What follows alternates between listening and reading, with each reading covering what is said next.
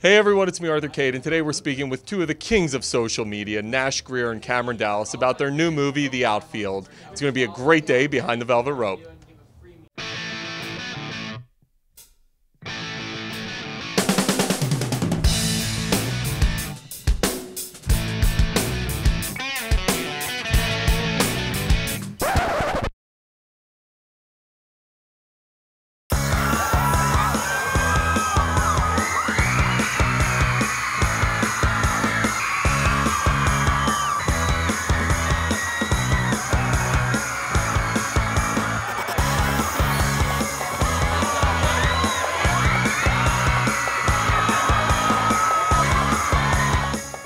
Hey everyone, it's me, Arthur Kade. So how did the kings of Vine, Nash Grier and Cameron Dallas, become movie stars? Congratulations, by the way, on The Outfield. How does it happen?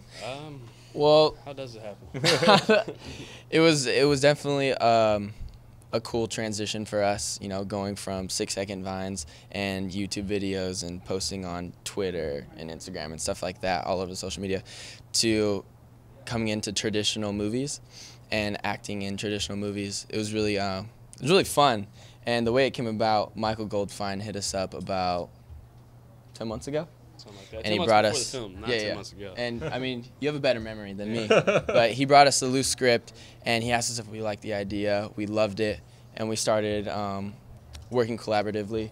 And we kind of like threw in some ideas. He touched it up, and then he brought it back, and we decided to go through with it. It was for me, it was a perfect first role. Like, I looked at it. I love sports. I love the entire concept. I love what it was teaching, and I was just like, all right, yeah, this is like the perfect first movie to do. Because, you know, like how actors kind of have to take steps. You can't just come out and be a psychotic killer as an actor. You have to, like, you know, take your steps and do your stuff. So it was definitely like an amazing experience, like learning the art and immersing myself. Be like It from Clown. Yeah. That was my first role. It too. It was movies are sick. I love it.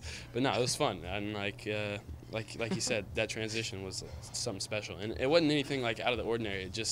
It was like very organic. Yeah, we were already on sets. We were already making sketches. We were already in front of camera. We were already, you know, doing all that stuff. It was just on another scale. So We were just downstairs at Planet Hollywood, and I think I've shot in every environment possible. I've never seen what just happened. I was telling you guys, the millions of teenage girls, you guys were chased. I mean, is it crazy to see how social media has propelled you guys into this new form of celebrity?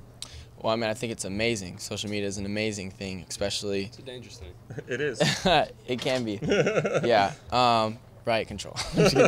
True. No, but having social media to help us and pursue our dreams, it's awesome.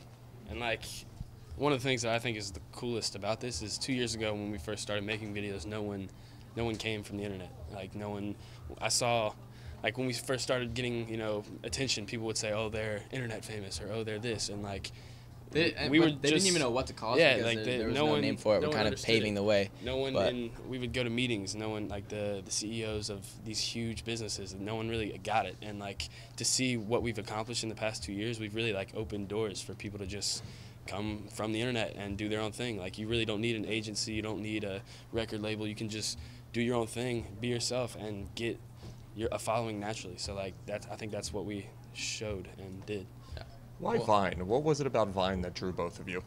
Well, the funny thing is I started on Instagram actually back in 2011, and I crossed over from Instagram to Twitter to YouTube, and then Vine when Vine first came out. And I got it because of Riff Raff. My best friend showed me Riff Raff, and I thought he was funny, so I downloaded it.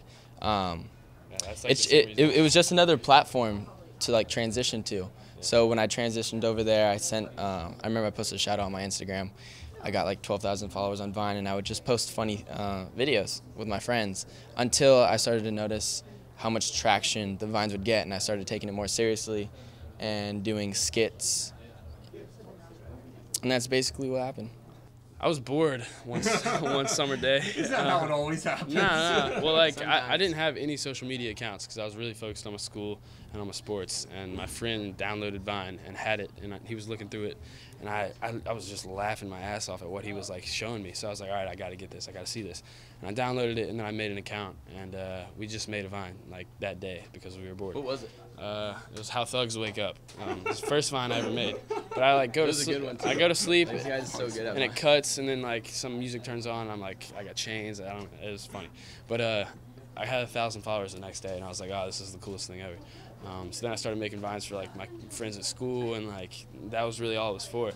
And then, you know, the next week I had 50,000 followers, and then I wanted to like just keep whatever I had going, and I did what he did, went to Twitter, went to Instagram, YouTube, and just made it more and more legit the more and more people that saw me. So eventually I had to ask myself questions like, is this what you want to do for the rest of your life? Do you want to entertain? Because like you really have to be passionate about entertaining, or you're not gonna like, you have to love it or it's not worth it at all. So like I definitely like had to come to terms with a lot of stuff and realize a lot of stuff.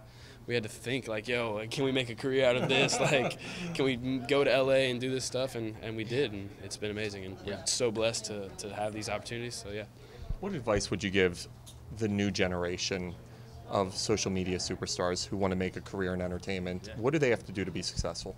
Originality, I'd say, is the biggest thing, because if you look at internet kids or people that make internet content, a lot of it is like similar, or not. When I say similar, like there's a huge trend, like Miley Cyrus's Wrecking Ball or something, or like Drake's Hotline Bling, and then like the internet will always do one big thing to it, and there'll be like one viral video of an edit, or one viral, you know, like for example, Drake's video had this, he was dancing to like 50 different songs. Everybody edited it. Everybody thought it was hilarious. It was the best. It's funny, yeah, it's great, but like there also needs to be some originality. Like post your own stuff. But he's saying like once you're a social media superstar, and they transition into traditional movies. Okay, sorry. Yeah. That's actually the follow-up to my question, which is you mentioned the word pioneer, which is you guys are turning something that's never been done before into traditional career.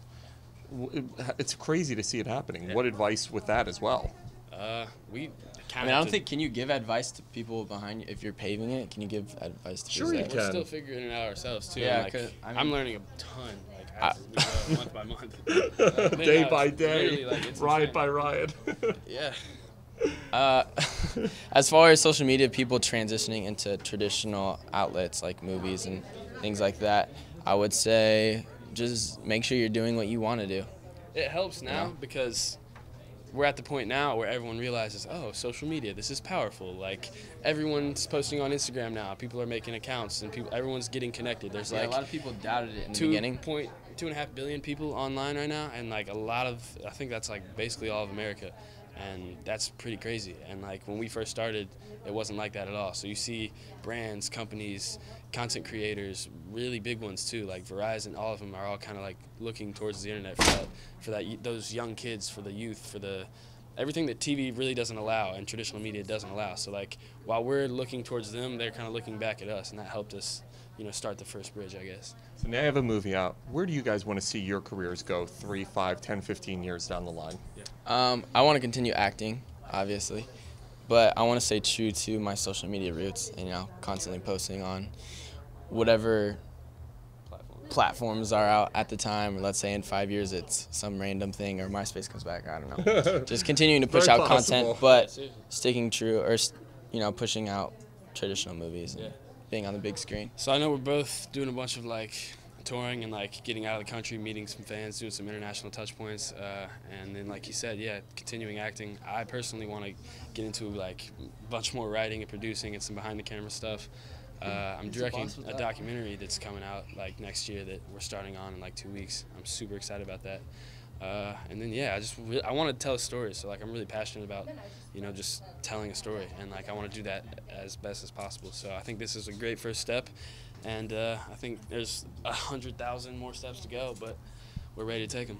Everybody make sure to check out the We're Outfield. ready to run. Congratulations, guys, on everything. You really are defining a brand new form of fame, celebrity, and a way to progress through a very tough industry. So congratulations. Thanks.